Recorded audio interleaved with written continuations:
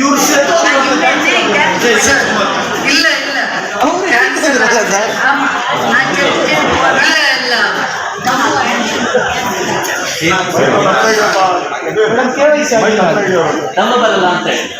ತಮ್ಮಿಂದ ಇವಾಗ ಇನ್ನೊಂದು ಸರ್ವಿಸ್ ಇದೆ ಅಂತ ಹೇಳ್ತಾ ಇದ್ದಾರೆ. 75 ಇಯರ್ಸ್ಗೆ ತಮ್ಮದೇ ಅವಶ್ಯಕತೆ ಇಲ್ಲ. ಒಂದು ಹೊಸ ಒಂದು ರೂಲ್ಸ್ ಮಾಡಿದ್ದಾರೆ. ಆ ರೂಲ್ಸ್ ಅಲ್ಲಿ 75 ವರ್ಷಕ್ಕೆ ಮೇಲ್ಪಟ್ಟವರಿಗೆ ತಗೊಂಡೆ ರೇಷನ್ ಕೊಡಬೇಕು ಅಂತ ಒಂದು ಪ್ರಾವಿಷನ್ ಇದೆ, ಸ್ಕೀಮ್ ಇದೆ ಅಂತ ಹೇಳ್ತಾ ಇದ್ದಾರೆ.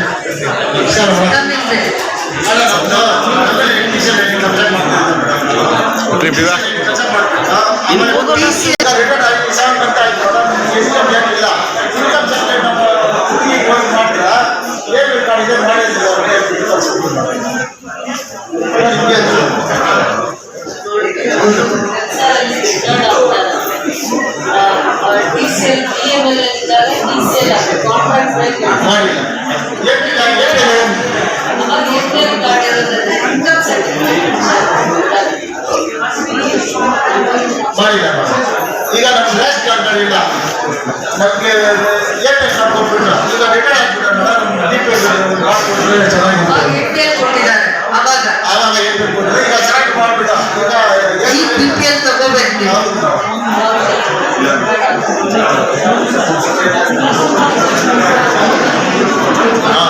ಈಗ ಇನ್ಕಮ್ ಮಾಡಿದ್ರೆ ಬಿಪಿಎಲ್ ಕಾರ್ಡ್ ಇಲ್ಲ, ನಿಮ್ಮ ಹತ್ರ ಓಪನ್ ಕಾರ್ಡ್ ಕೊಡೋದಿಲ್ಲ. ಬಿಪಿಎಲ್ ಕಾರ್ಡ್ ಇದೆಯಾ ನಿಮ್ಮ ಕಡೆ? ಹೋಗಿ ಓಪನ್ ಕಾರ್ಡ್ ಇದೆ, ಓಪನ್ ಕಾರ್ಡ್ ಇದೆ.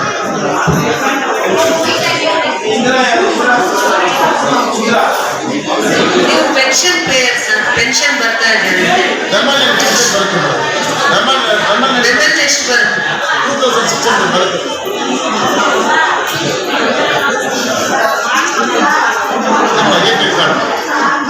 ಮನೇಲಿ ಯಾರಿಗಾದ್ರು ಧನಲಕ್ಷ್ಮಿ ಬರುತ್ತೆ? ನಮ್ಮ ಹುಡುಗಿ ಆಪರೇಷನ್ ತರ ಹೋಗ್ತಾ ಇದ್ದಾರೆ.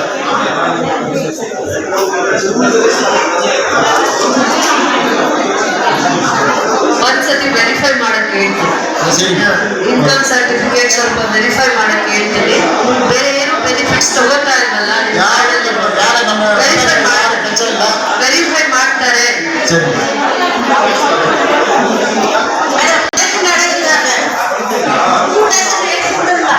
2000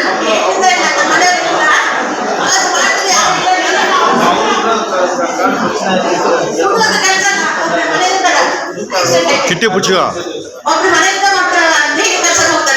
ನೈಟ್ ಡ್ಯೂಟಿಗೆ ಹೋಗ್ತಾರೆ, ಮನೇಲಿದ್ದಾರೆ ಒಬ್ರು. 2008 ಇಂದ ಕಾರ್ಡ್ ಇಲ್ಲ.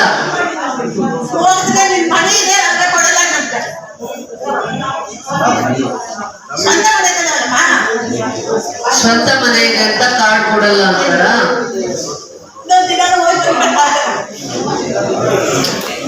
ವೆರಿಫೈ ಮಾಡಿದಾರ, ಬಂದು ಹೋಗಿದಾರ ನಿಮ್ಮ ಹತ್ರ?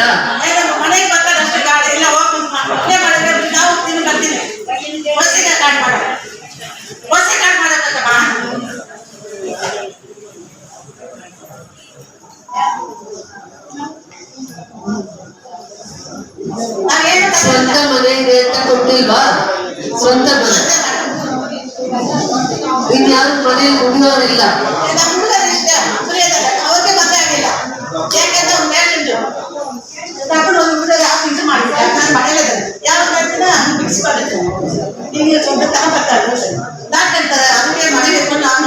ಮಾಡ್ಕೊಡೋಣ, ನಿಮಗೆ ಡಿಟೇಲ್ ಮಾಡ್ಕೊಡೋಣ.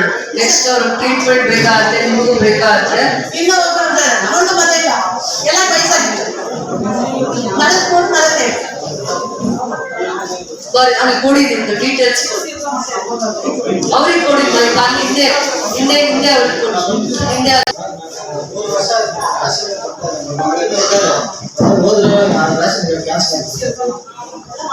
ಕಾರ್ಡ್ ಇದೆಯಾ? ರೇಷನ್ ಕಾರ್ಡ್ ಇದೆಯಾ? BPL ಕಾರ್ಡ್ ಇದೆ, ಬೆನಿಫಿಟ್ ಬರ್ತಾ ಇಲ್ಲ. 3 ವರ್ಷ ಆಯ್ತು.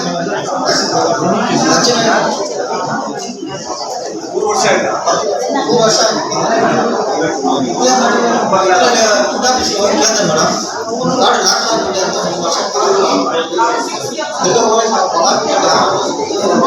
ಅಷ್ಟು ವಯಸ್ಸು ಕಮ್ಮಿ ತಗೊಳಲ್ಲ. ಅವ್ರಿಗೆ ಎಷ್ಟು ವಯಸ್ಸು ಎಷ್ಟು? ಅವ್ರಿಗೆ ಕಮ್ಮಿ ತಗೊಳಲ್ವಲ್ಲ.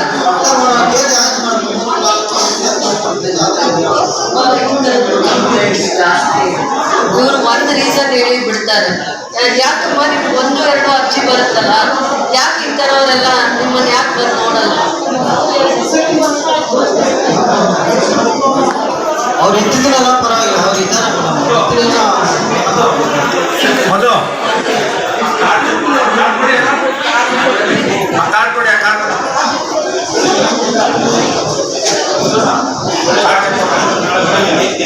ಚೆಕ್ ಮಾಡಿ. ನನಗೆ ಯಾವುದು ಇನ್ಕಮ್ ಇಲ್ಲ. ಅವ್ರು ಮದುವೆ ಆಗಬೇಕು, ತಿಂಗಳಿಗೆ 5,000 ರೂಪಾಯಿ ಕಳಿಸ್ತಾ ಇದ್ದಾರೆ. ಬೇರೆ ಏನಿಲ್ಲ. ನನ್ನ ಮನೆ ಶೀಟ್ ಮನೇಲಿ ಇದ್ದೀನಿ, ಯಾವುದೂ ಇಲ್ಲ. ಗ್ಯಾಸ್ ಕೂಡ ಇಲ್ಲ ಮನೇಲಿ. ಕಾರ್ಡ್ ಇಟ್ಟ ಕಾರ್ಡ್ ಏನಿಲ್ಲ, ಕಾರ್ಡ್ ಇತ್ತು, ಅದು ಕ್ಯಾನ್ಸಲ್ ಆಗೋಯ್ತು ಆಟೋಮೆಟಿಕ್. 3 ವರ್ಷ ಆಯ್ತು. ಬೇರೆ ಏನಿಲ್ಲ. ವಿಡೋ ಪೆನ್ಷನ್ ಬರಲ್ಲ. ಗೃಹಲಕ್ಷ್ಮಿ ಬರ್ತಾ ಇದೆ 2000. ಈಗ ಯಾವುದು ರೇಷನ್ ಕಾರ್ಡ್ ಇಲ್ಲ.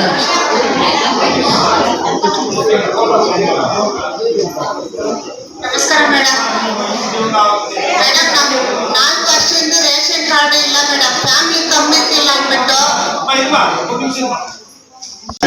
4 ವರ್ಷದಿಂದ ಇಲ್ಲ ಮೇಡಮ್. 2,000 ಇಲ್ಲ, ರೇಷನ್ ಇಲ್ಲ, ಯಾವುದೂ ಇಲ್ಲ ಮೇಡಮ್. ಹಾಂ ಮೇಡಮ್, ದಯವಿಟ್ಟು ಮಾಡಿಕೊಡ್ರಿ ಮೇಡಮ್. ಆಯ್ತು. మాకు 6 నెలలైంది మేడం ముగ్గు పడేసాను. అది రాలేదు, నాకు ఒళ్ళు బాగలేదు, ఆట ఆపరేషన్ అయింది. ಅಜ್ಜಿ ಕೂರಿಸಿ ಅವ್ರನ್ನ, ಅಜ್ಜಿನ ಕೂರಿಸಿ 70 ಇಯರ್ಸ್ ಮೇಲ್ಗಡೆ ಇರೋಂಥವ್ರಿಗೆ ತಗೊಳ್ದೆ ಬೇರೆ ಒಂದು ಪ್ರಾವಿಷನ್ ಇದೆ ವಿಶೇಷವಾಗಿ. ಅದನ್ನ ವಿಶೇಷವಾಗಿ ಆಫ್ಟರ್ 70-75 ಇಯರ್ಸ್ ಮೇಲಿರೋರಿಗೆ ಯಾವ ಥರ ಅದು ರೇಷನ್ ಬೆನಿಫಿಟ್ಸ್ ಕೊಡಬೇಕು ಅಂತ ಅದರದ್ದು ಅವೇರ್ನೆಸ್ ಕೊಡ್ತೀವಿ. ಆ ಬೆನಿಫಿಟ್ಸು ಅವ್ರಿಗೆ ಕೊಡೋದಕ್ಕೆ ವ್ಯವಸ್ಥೆ ಮಾಡ್ತೀವಿ, ಸೌಕರ್ಯ ಮಾಡ್ತೀವಿ. మేడం, మాకు ఆట ఆపరేషన్ అయింది, ఎన్నికలకు ఆపరేషన్, పిక్స్ వచ్చినట్లయింది. ఇది షుగర్, టైరాయిడ్, హాస్పిటల్కి పోవాలా. మాకు రేషన్ కార్డు కొని 6 నెలలు అయింది మేడం. లేదా ಕ್ಯಾನ್ಸಲ್ ಅయింದ క్యాన్సల్ అయింది. అడుగుపల్లి ಅಡಂಪಲ್ಲಿ. అది మా కొడుకు కూడా చాలా ఉరుపాటది మేడం. హాస్పిటల్ పోతానే అది మా కొడుకు అలాగే ఉన్నాడు. ఆ చిన్నకి చాలా ఉరుపాటలేదు. సపరేట్ గా ఉన్నారు. గాడు బీపీఎల్ క్యాన్సల్ అయింది. అయిపోయింది. మాకు రేషన్ వచ్చి 6 నెలలు అయింది. ఏం వాడలేదు కదా, పంట పైరు ఏమి లేదు. మాకు ఉరుపాటలేదు. మా కొడుకు మన పని చేపిస్తారు. 10 మనిషికి 20 మనిషికి అది చేపించి వాళ్ళకి వస్తుంది. వాళ్ళకి ఇస్తారు, వచ్చే కూలోకి ఇస్తారు. కొడుకు మీ కార్డులో ఉన్నాడా?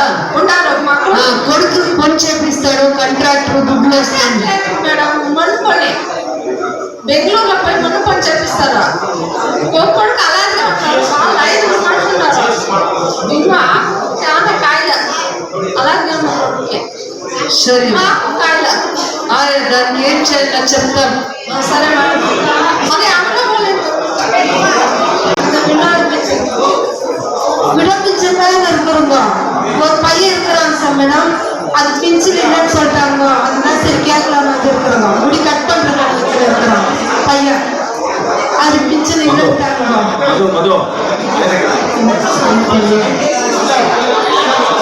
அதான் மேடம். ஒரு பையன் இருக்கிறாங்க மேடம். முடி கட் பண்றதுக்காக இருக்கிறோம். 5 மாசமா பிஞ்சு வரல. அது பையனை டிலேட் பண்ணிட்டு வா, நான் உங்களுக்கு காசு கொடுக்குறேன், பிஞ்சு கட்டி தரேன். 15 நாளாக கூட ஆஃபீஸ் போய் இருக்கிறவங்க பையனை டிலேட் பண்ணுவாமா, உங்களுக்கு பிஞ்சு பண்றான் அப்படின்னு சொல்றாங்க மேடம். ரொம்ப கஷ்டமா இருக்கு. அவனே கூலி வேலை செய்யறான் மேடம். கட்டி ஷாಪ್ இருக்கிறான்.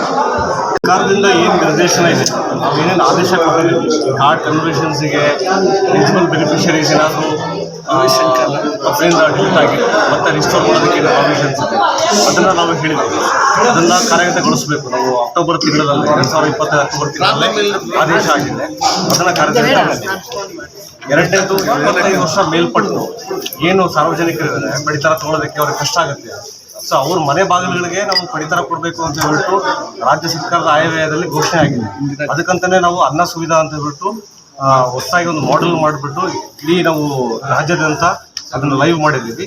ಸೊ ಇಲ್ಲಿನೂ ಸಹ ನಮಗೆ ಸುಮಾರು ಬೆನಿಫಿಷರೀಸ್ ಐಡೆಂಟಿಫೈ ಮಾಡಿದ್ವಿ, ಬಟ್ ಯಾರೂ ಅದನ್ನ ಎನ್ರೋಲ್ ಮಾಡ್ಕೊಂಡಿಲ್ಲ. ಅದೊಂದು ಆಗಬೇಕಾಗಿದೆ.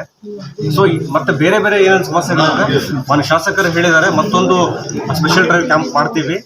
ಏನು ಜೆನ್ಯೂನ್ ಸಮಸ್ಯೆಗಳಿದೆ ಸಾರ್ವಜನಿಕರದ್ದು ಫಲಾನುಭವಿಗಳದ್ದು ಅದನ್ನು ನಾವು ಸಾಲ್ವ್ ಮಾಡೋದಕ್ಕೆ ಪ್ರಯತ್ನ ಮಾಡ್ತೀವಿ ಅಂತ ಹೇಳ್ಬಿಟ್ಟು ಖಂಡಿತ ನಾವು ಶಾಸಕರ ಜೊತೆ ಇಲಾಖೆ ಇದ್ದು ಏನು ನಮ್ಮ ಆಹಾರ ಇಲಾಖೆಗೆ ಸಂಬಂಧಪಟ್ಟಂಥ ಸಮಸ್ಯೆಗಳಿದೆ ಅದನ್ನು ಸಾಲ್ವ್ ಮಾಡೋದಕ್ಕೆ ನಾವು ಸಂಪೂರ್ಣ ಸಹಕಾರ ನೀಡ್ತೀವಿ. ಸರ್, ಕಳೆದ 3 ವರ್ಷ ಈ ಸರ್ಕಾರ ಬಂದ ನಂತರ ಯಾವುದೇ ಒಂದು ರೇಷನ್ ಕಾರ್ಡ್ಗಳು ರದ್ದಾಗಿರಲಿಲ್ಲ.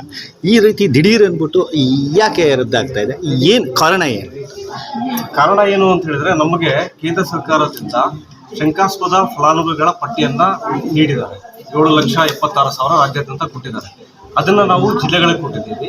ಸೊ ಆ 7,76,000 ಏನು ಫಲಾನುಭವಿಗಳಿದ್ದಾರೆ ಅದು ಬೇರೆ ಬೇರೆ ಪ್ಯಾರಾಮೀಟರ್ಸ್ ಇದೆ.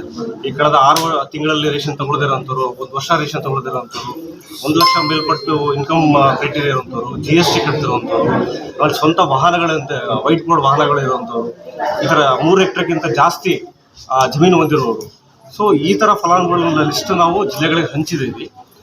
ಬಟ್ ಒಂದು ಸೂಚನೆ ಏನು ಕೊಟ್ಟಿದ್ದೀವಿ ಅಂತ ಹೇಳಿದ್ರೆ, ಜಿಲ್ಲೆಗಳಿಗೆ ಯಾವುದೇ ಒಂದು ಫಲಾನುಭವಿಗಳದ್ದು ಈ ಥರ ಲಿಸ್ಟಲ್ಲಿ ಹೆಸರಿದ್ರೆ ಅವರು ಸ್ಥಳ ಪರಿಶೀಲನೆ ಮಾಡಿ ಅಲ್ಲಿ ಇವರು ಈ ಒಂದು BPL ಕಾರ್ಡ್ ತಗೊಳ್ಳೋದಕ್ಕೆ ಅನರ್ಹರು ಅಂತ ಕಂಡು ಬಂದರೆ ಮಾತ್ರ ಅವರನ್ನ APL ಕನ್ವರ್ಟ್ ಮಾಡಬೇಕು ಅಂತ ಹೇಳಿದ್ರು.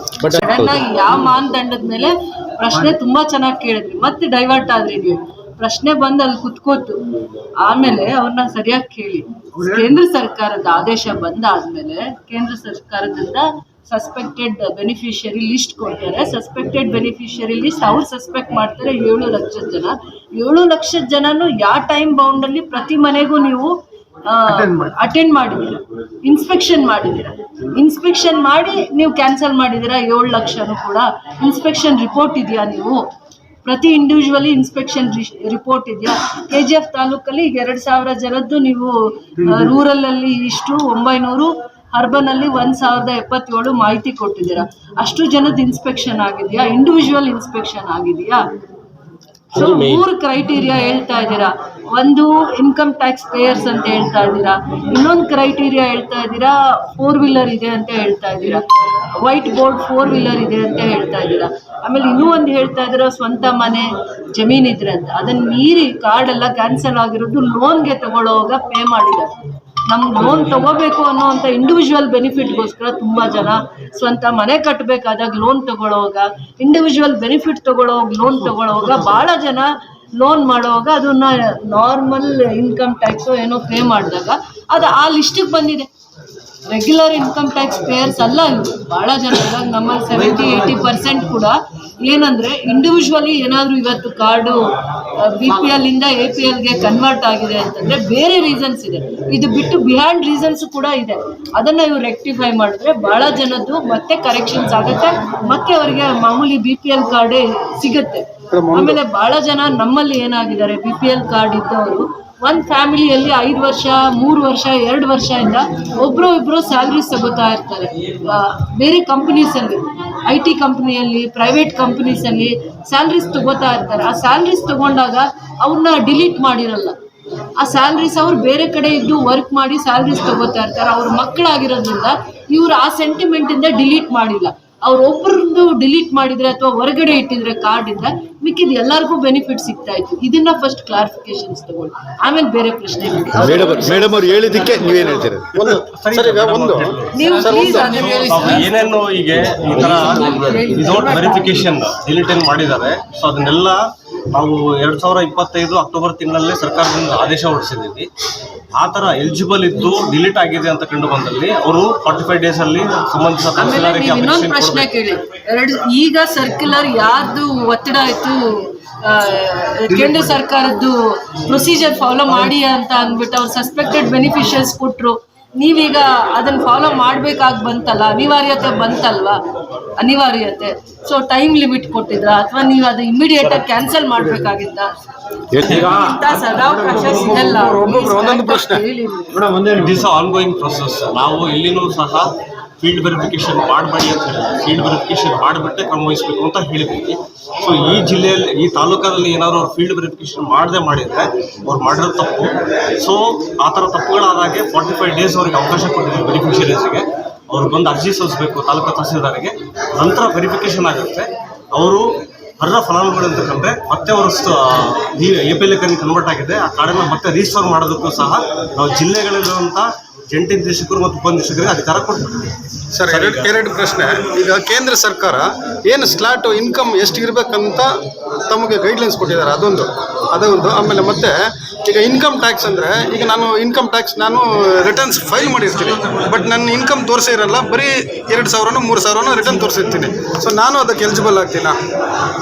ಸೊ ನಮಗೆ ಕೊಟ್ಟಿದ್ದು 1,20,000 ಮೇಲ್ಪಟ್ಟು ಆನ್ಯುವಲ್ ಇನ್ಕಮ್ ಏನಿದೆ. ಈಗ ನೀವು 4,000 ಏನೋ ಕ್ಯಾನ್ಸಲ್ ಮಾಡಿದ್ದೀರಲ್ಲ ಸರ್, ಅದರಲ್ಲಿ ಇಷ್ಟು ರಿಟರ್ನ್ಸು 1,00,000 ತೋರಿಸಿದ್ದಾರೆ ಸರ್. ಅಲ್ಲ, ಇಲ್ಲಿ ಮೇಯ್ನು ಎಷ್ಟು ಕಾರ್ಡ್ ಕ್ಯಾನ್ಸಲ್ ಆಗಿದೆ KGF ಅಲ್ಲಿ, ಅದು ಮೇಯ್ನ್ ಕೊಡಿ. ಒಂದು.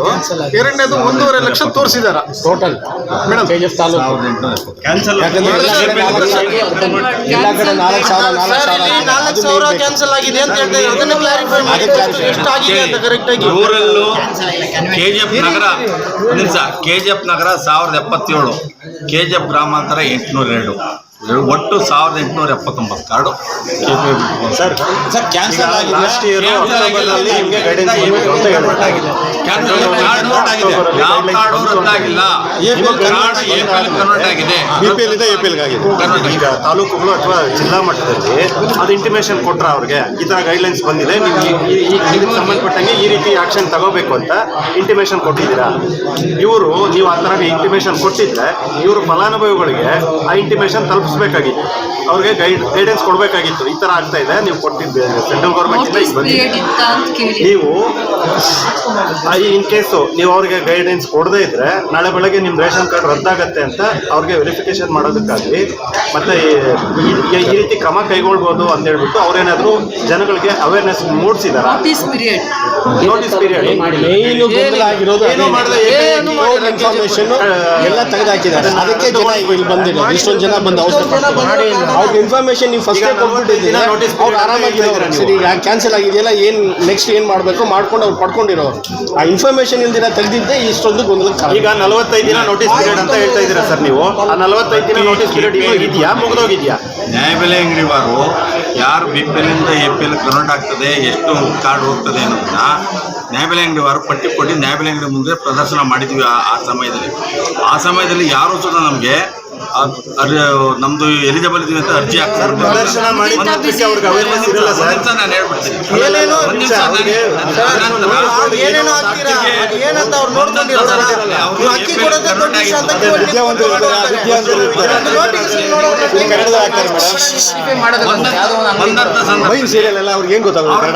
ಓಪನ್ ಮಾಡಿ ನೋಡ್ರಿ, ನಿಮ್ಮ ಮಗ ಈ ತರ ಇದ್ದಾನೆ, ಇವನು ಟ್ಯಾಕ್ಸ್ ಕಟ್ತಾ ಇದ್ರೆ ಹೌದು ಸರ್ ಬೆಂಗಳೂರಲ್ಲಿ ಇದ್ದಾನೆ ಮಾಡಿರಲ್ಲ, ಅದು ಸತ್ಯ. ಪ್ರಶ್ನೆ ಮಾಡಿಲ್ಲ, ಎಜುಕೇಟ್ ಮಾಡಿಲ್ಲ. ಹೇಳಿದ್ದಾರೆ ಡಿಪಾರ್ಟ್ಮೆಂಟ್ ಕೂತು ಬಿಟ್ಟು ಕಾರ್ಡ್ ಹೋಯ್ತು, ಕಾರ್ಡ್ ರದ್ದಾಯ್ತು ಇಷ್ಟೇ ಮಾಡಿ ಮೇಡಮ್. ಒಂದು ಇದು ಡಿಬ್ಬ ಕೂಡ ವೆರಿಫೈ ಮಾಡಿಲ್ಲ ಮೇಡಮ್. ಈಗ ಸರ್ ನಮ್ಮೆದ್ರೆ ಇವತ್ತೇ ಈಗ ನಿಮ್ಮ ಗಮನಕ್ಕೆ ಎಲ್ಲ ಬಂದಿದೆ, ಏನು ಪ್ರಾಬ್ಲಮ್ ಅಂತ. ಎಷ್ಟು ಪೀರಿಯಡ್ ಒಳಗೆ ಇದು ನೀವು ಸರಿ ಮಾಡ್ತೀರಾ ಸರ್? ತುರ್ತಾಗಿ ಒಂದು ಸ್ಪೆಷಲ್ ಡ್ರೈವನ್ನ ನಾವು ಮಾಡ್ತೀವಿ ಅಂತ ಹೇಳ್ಬಿಟ್ಟು ಆ ಡ್ರೈವಲ್ಲಿ ಎಲ್ಲ ಏನು ಸಮಸ್ಯೆಗಳಿದೆ ಮತ್ತೊಮ್ಮೆ ಅದ್ರ ಬಗ್ಗೆ ಪರಿಶೀಲಿಸ್ಬಿಟ್ಟು ಒಂದು ಯೋಚನೆ ನಾವು ಮಾಡಿದೀನಿ. ಯಾವ್ಯಾವ್ದು ನ್ಯಾಯಬೆಲೆ ಅಂಗಡಿ ವ್ಯಾಪ್ತಿಗೆ ಬರ್ತಾರೆ, ನಾವು ಇದ್ರದ್ದು ಸ್ಪೆಷಲ್ ಡ್ರೈವ್ ಮಾಡಿದಾಗ ಮಾಹಿತಿ ತಗೋತೀವಿ.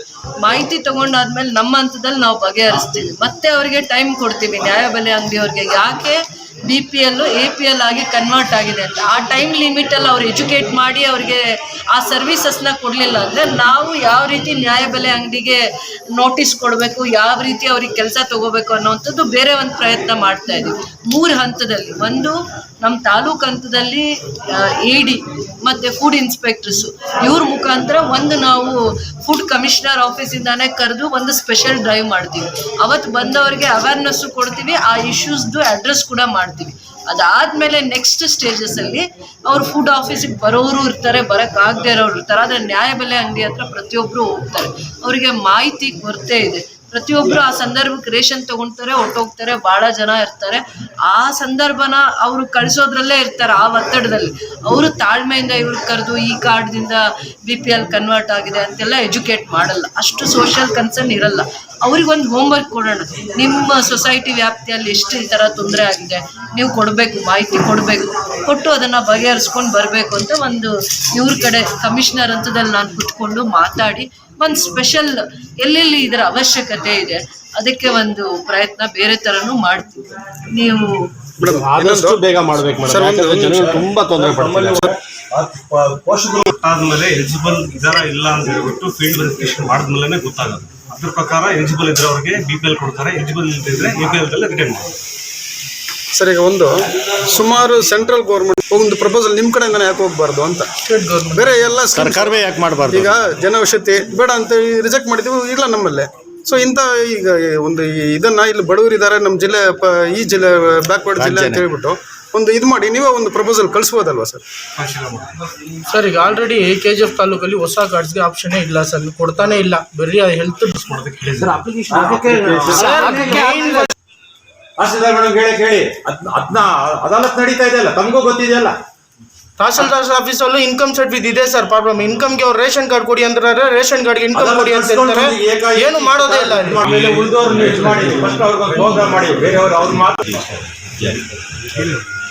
ನಮಗೇನು ಹೊಸ ಕಾರ್ಡ್ ಕೋರಿ 302 ಜನ ಅರ್ಜಿ ಹಾಕಿದ್ರು. ಅದರಲ್ಲಿ 170 ಇನ್ನೊಂದು 117 ಅರ್ಜಿ ಮಾತ್ರ ಬಾಕಿ ಉಳಿದಿದೆ.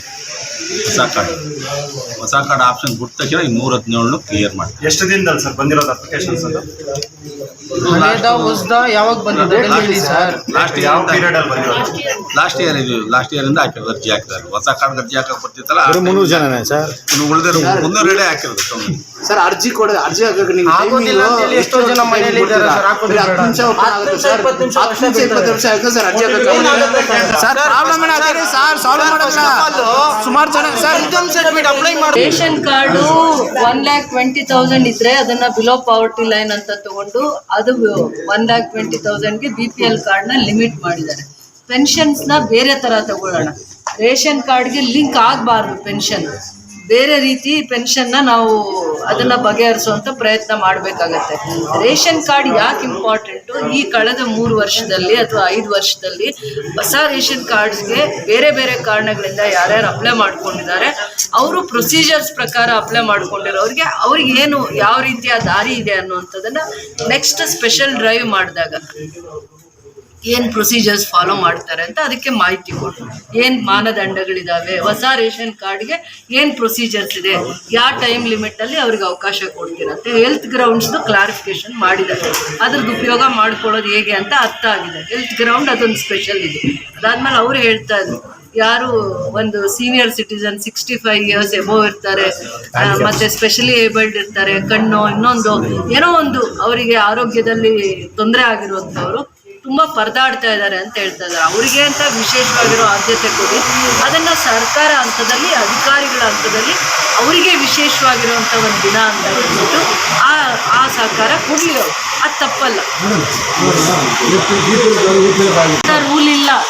ಆದರೆ ಅದನ್ನು ಸ್ವಲ್ಪ ಸಮಯ ತಗೊಂಡು ಫೀಲ್ಡ್ ವೆರಿಫಿಕೇಷನ್ ಮಾಡಿಕೊಂಡು ಮತ್ತೆ ಕರೆಕ್ಷನ್ಸ್ಗೆ ಇಂಥ ಅವಕಾಶ ಇದೆ ಅಂತ ಅವ್ರನ್ನ ಎಜುಕೇಟ್ ಮಾಡ್ಕೊಂಡಿಲ್ಲ. ಬಂತು ಕೇಂದ್ರ ಸರ್ಕಾರದಿಂದ ಯಾವತ್ತೋ ಇದ್ದಿದ್ದ ಆದೇಶ, ಭಯದಿಂದ ಮಾಡಿಬಿಟ್ಟು ಮಾಡಲಿಲ್ಲ ಅಂದರೆ, ನಾವು ರಿಪೋರ್ಟ್ ಕೊಟ್ಟಿಲ್ಲ ಅಂದರೆ, ಇದೆಲ್ಲ ಪ್ರೊಸೀಜರ್ ಫಾಲೋ ಮಾಡಿಲ್ಲ ಅಂದರೆ ತೊಂದರೆ ಆಗುತ್ತೆ. ಇದು ಸೆಂಟ್ರಲ್ ಗೌರ್ಮೆಂಟ್ ಗೈಡ್ಲೈನ್ಸ್ ಅನ್ನೋ ಅಷ್ಟರಲ್ಲಿ 7 ಲಕ್ಷ ಇಡೀ ರಾಜ್ಯದಲ್ಲಿ ಮಾಡಿದರೆ ನಾವು ಒಂದು 5,000 ಮಾಡೋದು ಬೇಡವಾ?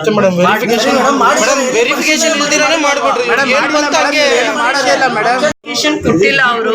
ಅದು ಇವ್ರ ಹಂತದಲ್ಲಿ, ಇಲಾಖೆ ಹಂತದಲ್ಲಿ ಟೆಕ್ನಿಕಲಿ ಒಂದು ಆಫೀಸ್ ಇರುತ್ತೆ, ಕಮಿಷನರ್ ಇರ್ತಾರೆ, ಅದಕ್ಕೆ ಆಯುಕ್ತರಿರ್ತಾರೆ, ಮತ್ತೆ ಅಲ್ಲಿ ಟೆಕ್ನಿಕಲಿ ಏನೇನು ಪ್ರೊಸೀಜರ್ ಫಾಲೋ ಮಾಡಿ ಕ್ಯಾನ್ಸಲ್ ಮಾಡಿದ್ದೀರಾ ಅಂತ ಅಂದ್ಬಿಟ್ಟು ಅವರಿಗೆ ಒಂದು ವೆರಿಫಿಕೇಶನ್ ಮಾಡೋದಕ್ಕೆ ಅವಕಾಶ ಇರುತ್ತೆ. ಸರಿಯಾಗಿ ಫೀಲ್ಡ್ ವೆರಿಫಿಕೇಶನ್ ಆಗಿಲ್ಲ ಅಂದ್ರೂ ಇನ್ನೊಂದು ಗೈಡ್ಲೈನ್ ಗೈಡ್ಲೈನ್ಸ್ ಕೊಡ್ತಾರೆ ಏನ್ ಮಾಡ್ಬೋದು ಅಂತ. ಮತ್ತೆ ಎಲ್ಲಾರ್ದು ಕ್ಯಾನ್ಸಲ್ಲೇ ಮಾಡ್ಬೇಕು ಅಂತ ರೂಲ್ ಇಲ್ಲ. ಇಲ್ಲೆಲ್ಲ IT ಪೇಯರ್ಸ್ ಇಲ್ಲ. ಲೋನ್ ತಗೊಳ್ಳೋದಕ್ಕೋಸ್ಕರ ಏನೋ ಒಂದು ಇಂಡಿವಿಜುವಲ್ ಲೋನ್, ಮನೆ ಕಟ್ಟೋದ್ರಿಂದ, ರೈತರು ಕಾರ್ ಲೋನ್ ತಗೊಳ್ಳೋದು, ಏನೇನೋ ಸೆಲ್ಫ್ ಸರ್ವೈವ್ ಆಗ್ಲಿಕ್ಕೋಸ್ಕರ ಏನೋ ಒಂದು ಲೋನ್ ತಗೊಳ್ಳೋದಕ್ಕೋಸ್ಕರ ಅವಾಗ ಒಂದು IT ಪೇ ಮಾಡಿರ್ತಾರಲ್ಲ, ಅದು ರಿಟರ್ನ್ಸ್ ಏನೋ ಪೇ ಮಾಡಿರ್ತಾರಲ್ಲ, ಆ ಒಂದು ಕಾರಣದಿಂದನೂ ಬಹಳ ಜನ ಬೆನಿಫಿಟ್ಸ್ ಇಂದ ವಂಚಿತರಾಗಿದ್ದಾರೆ. ಅದನ್ನ ಎಜುಕೇಟ್ ಮಾಡಿದಾಗ ಅದಕ್ಕೊಂದು ದಾರಿ ಹುಡುಕ್ತಾರೆ. ಒಂದು ಹೋಮ್ವರ್ಕ್ ಮಾಡ್ಬೇಕು. ಗೊಂದಲ ಇದೆ, ಖಂಡಿತ ರೇಷನ್ ಕಾರ್ಡ್ ಗೊಂದಲ ಇದೆ, ಅದನ್ನ ಬಗೆಹರಿಸುವಂಥದ್ದಕ್ಕೆ ಇವತ್ತು ಕರೆದಿದ್ದೀವಿ. ಸ್ವಲ್ಪ ಮಟ್ಟಿಗೆ ಅವರಿಗೆಲ್ಲ ಮಾಹಿತಿ ಸಿಕ್ಕಿದೆ. ಇದನ್ನೊಂದು ಸ್ಪೆಷಲ್ ಡ್ರೈವ್ ಮಾಡಲಿ. ಒಂದು ಅರ್ಧ ದಿನ ತೊಂದರೆ ಇಲ್ಲ, ಒಂದು ಇಡೀ ದಿನ ಆದರೂ ಕೂಡ ಇಡೀ KGF ಜನಕ್ಕೆ ಅನುಕೂಲ ಆಗುವಂಗೆ 2 ದಿನ ಮಾಡಿ. ಒಂದಿನ ಪ್ರತಿ ಅಂಗಡಿಗೆ ಹೋಯ್ತು, ಒಂದು ಅಂಗಡಿಗೆ 20-15 ನೀವೀಗ ಹೋಮ್ವರ್ಕ್ ಮಾಡ್ಬೇಕು. ಇವ್ರನ್ನ ನಾನು ಬಿಡಲ್ಲ, ಮತ್ತೆ ಕರ್ಸ್ತೀನಿ ಅಲ್ಲ, 10 ದಿನದಲ್ಲಿ ಮತ್ತೆ ಕರ್ಸ್ತೀನಿ. ನೀವ್ ಅಷ್ಟ್ರಲ್ಲಿ ನೀವ್ ಏನೇನ್ ಸೈಲೆಂಟ್ ಆಗಿ ಹೋಮ್ವರ್ಕ್ ಮಾಡ್ತೀರಾ ಮಾಡಿ. ಮಾಡಿ ಮಾಡ್ಲಿ. ಇನ್ನೊಂದ್ಸತಿ ನಮ್ಮ ರಾಜ್ಯ ಸರ್ಕಾರ ಅನ್ನ ಸುವಿಧಾ ಅಂತ ಕಾರ್ಯಕ್ರಮ ಮಾಡಿದೆ. ಅನ್ನ ಸುವಿಧಾ ಅಂತ 75 ವರ್ಷದ ಮೇಲ್ಪಟ್ಟಿರುವಂತ ಸೀನಿಯರ್ ಸಿಟಿಸನ್ಸ್ಗೆ ತಗೊಳ್ಳೋ ಅಂಥದ್ದಿಲ್ಲ. ಆದರೆ ಸರ್ಕಾರನೇ ಅವ್ರ ಮನೆ ಬಾಗಿಲಿಗೆ ಕೊಡುವಂಥ ಒಂದು ಸೌಕರ್ಯ ಇದು ಅನ್ನ ಸುವಿಧಾ ಅಂತ. 75 ವರ್ಷದ ಮೇಲ್ಪಟ್ಟವರಿಗೆ ಅದಕ್ಕೆ ಒಂದು ಸರ್ಕಾರದ ಒಂದು ಯೋಜನೆ ಅದು ಅದರ ಬಗ್ಗೆ ಮಾಹಿತಿ ಕೊಡ್ತೀವಿ. 2025-26ನೇ ಸಾಲಿನ ಆಯವ್ಯಯದಲ್ಲಿ 75 ವರ್ಷ ಮೇಲ್ಪಟ್ಟು ಯಾರು ಏಕಮಾತ್ರ ಪಡಿತರ ಚೀಟಿ ಸದಸ್ಯರಿದ್ದಾರೆ ಅವ್ರ ಮನೆ ಬಾಗಿಲಿಗೆ ಪಡಿತರವನ್ನು ನೀಡಬೇಕು ಅಂತ ಒಂದು ಮಹತ್ವಾಕಾಂಕ್ಷಿ ಯೋಜನೆಯನ್ನು ಸರ್ಕಾರ ಜಾರಿ ಮಾಡಿದೆ. ಸೊ ಅದನ್ನು ನಾವು ಸ್ಪೆಷಲ್ಲಾಗಿ ಒಂದು 6 ಅಪ್ಲಿಕೇಶನ್ದಲ್ಲಿ ಸಪ್ರೇಟಾಗಿ ಒಂದು ಮಾಡ್ಯೂಲ್ ಮಾಡಿದ್ದೀವಿ. ಈಗಾಗಲೇ ಪ್ರತಿ ಜಿಲ್ಲೆಯಲ್ಲಿ ಯಾರು 75 ವರ್ಷ ಮೇಲ್ಪಟ್ಟು ಏಕಮಾತ್ರ ಸದಸ್ಯರಿದ್ದಾರೆ ಮಾಹಿತಿಗಳನ್ನು ಸಹ ಜಿಲ್ಲೆ ಕೊಟ್ಟಿದ್ದೀವಿ. ಸೊ ಅವರು ಅಂಗಡಿಗಳಿಗೆ ಹೋಗೋಂಥ ಅವಶ್ಯಕತೆ ಇಲ್ಲ, ಅವ್ರ ಮನೆ ಬಾಗಿಲಿಗೆ ಪಡಿತರ ವಿತರಣೆ ಆಗುತ್ತೆ. OTP ಮೂಲಕನೇ ಅವರು ಪಡಿತರ ಪಡಿಬೋದಾಗಿದೆ. ಸೊ ಇದನ್ನು ನಾನು ಇಲ್ಲಿ ಪರಿಣಾಮಕಾರಿಯಾಗಿ ಅನುಷ್ಠಾನಗೊಳಿಸೋದಕ್ಕೆ ನಾನು DD ಅವರಿಗೆ ಹೇಳಿದ್ದಿಲ್ಲ. ಈಗ ಮಾಡಿದ್ದಾರೆ 240 ಜನ ಎಂಟ್ರಿ ಆಗಿದೆ ಸರ್. KGF 250 ಜನ ಎಂಟ್ರಿ ಮಾಡಿದ್ದಾರೆ ಸರ್. OTP ತಗೋಬೇಕು ಪ್ಲಸ್ ತಮ್ಮು ತಗೋಬೇಕು ಸರ್. ಇಲ್ಲ ಕೇಳ್ತಾ ಇದ್ದಾರೆ ಮೇಡಮ್. ಮನೆ ಹತ್ರಲ್ಲೇ ಹೋಗಿ ಅವ್ರಿಗೆ ತಮ್ಮ ಬರಲ್ಲ, ಮನೆಗೆ ಹೋದ್ರೆ ತಮ್ಮ ಬರುತ್ತಾ ತಗೊಂತಾ ಇರೋದು ಮೇಡಮ್. ರೇಷನ್ ತಮ್ಮ ಕೊಟ್ರೇನೆ ರೇಷನ್ ಕೊಡೋದಿಲ್ಲ ಅಂದ್ರೆ ಕೊಡೋದೇ ಇಲ್ಲ. OTP ಪ್ಲಸ್ 2 ಮನೆ ಬಾಗಿಲಿಗೆ ಕೊಡ್ತಾ ಇದ್ದಾರೆ. ಯಾವುದೇ ನ್ಯಾಯಬೆಲೆ ಬಂದ್ರೆ ರೇಷನ್ ತಗೊಂಡು ಹೊಟ್ಟೋಗ್ತಾರೆ. ನಮ್ಮನ್ನ ಎಷ್ಟು ಪ್ರಶ್ನೆ ಕೇಳಿದ್ರು, ಪ್ರೆಸ್ ಅವ್ರು ಎಷ್ಟು ಕೇಳಿದ್ರು, ಇಂಡಿವಿಜುವಲಿ ನಿಮ್ಗೆ ನೋವು ಗೊತ್ತಾಗುತ್ತೆ. ಒಂದಿನ ಬಂದು ನಮ್ಮ ಜೊತೆ ಕುತ್ಕೋಬೇಕು. ಸ್ಪೆಷಲ್ ಡ್ರೈವ್ ಮಾಡೋದಿನ ಎಲ್ಲ ಅವತ್ತು ಕೆಲಸ ಎಲ್ಲ ಮುಗಿಸಿ ನಿಮ್ಗೆ ಏನೇನು ಕೆಲಸ ಇದೆ ಅವತ್ತು ನಮ್ಮ ಜೊತೆ ಇರಬೇಕು. ಅವಾಗ ನಿಮ್ಗೆ ಅರ್ಥ ಆಗುತ್ತೆ. ಬನ್ನಿ ಈ ಕಡೆ ಬನ್ನಿ. ಎಲ್ಲ ನ್ಯಾಯಬೆಲೆ ಬಗ್ಗೆ ನಿಮ್ಗೆ ಹೇಳೋದಂದ್ರೆ ಅನ್ನ ಸುವಿಧಾ ಬಗ್ಗೆ ಹೇಳಿದ್ವಿ ನಿಮಗೆ. ಹೋಗಿ ಅನ್ನ ಸುವಿಧಾ ಎಂಟ್ರಿ ಮಾಡ್ಕೊಂಡು ಬಂದಿದ್ದ ಎಷ್ಟು ಜನ ಅಂದರೆ 75 ವರ್ಷದ ಮೇಲ್ಪಟ್ಟು ಸಿಂಗಲ್ ವ್ಯಕ್ತಿ ಇದ್ದರೆ ಅವ್ರ ಮನೆ ಹತ್ರ ಹೋಗಿ ಇಲ್ಲಿವರೆಗೂ 250 ಜನ ಮಾಡಿದ್ರಿ. ಇನ್ನೂ ಏನಾರು ಇತ್ತು ಅಂದರೆ ಅನ್ನ ಸುವಿಧಾದ ನಿಮ್ಮ ಫೋಟೋದಲ್ಲಿ ಎಂಟ್ರಿ ಮಾಡಿಕೊಂಡು ಅವರು ತೊಗೊಂಡು ಮನೆ ಬಾಗಿಲಿಗೆ ರೇಷನ್ ತಲುಪಿಸೋ ಸಂದರ್ಭದಲ್ಲಿ ಒಂದು ಫೋಟೋ ಹೊಡೆದು ಆ ಫೋಟೋನ ಪ್ರೂಫ್ ಹಾಕಿ. ಇದು ಕಟ್ಟುನಿಟ್ಟದ್ದು. ಯಾಕೆಂದರೆ ಶಾಸಕರ ಮುಂದೆ ಆಮೇಲೆ ಈ ವರ್ಕೌಟದ ನಾನು ಪ್ಲಾನ್ ಮಾಡಿ ಹೇಳ್ತೀನಿ, ಆ ನಂತರ ಅದು ಮಾಡ್ತೀನಿ.